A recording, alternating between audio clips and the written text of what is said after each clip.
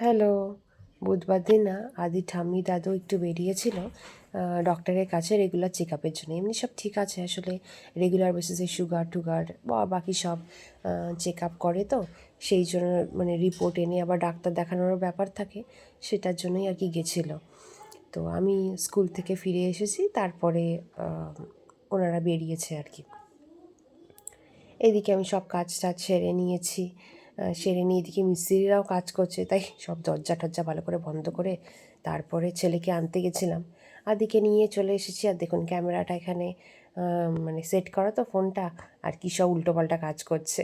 যাই হোক, ঢুকে গেছি। ঢুকে গিয়ে এদিকে বাবু তো নিজেই জুতো টুতো খুলে নিজেই জায়গা মতন রাখে, আসলে আজকে ভুলে গিয়ে জুতো পরেই উঠে গেছিলো, তাই আমাকে আবার দিল, আমি ঠিক করে জায়গা মতন রেখে দিলাম। শেলফটা বাইরের দিকে থাকে, মানে এই সিঁড়ি ঘরের এখানটা, বাট কাজ হচ্ছে তো মিস্ত্রিরা বাইরে পেছনের রাস্তাটা দিয়ে পেছনের দরজাটা দিয়ে যাতায়াত করছে বলে শেলফটা ঘরে ঢুকিয়ে দিয়েছে। এই দরজাটাও না লক করে গেছিলাম, মিস্ত্রিরা কাজ করছে, বলা যায় না কার মনে কী আছে, তাই না?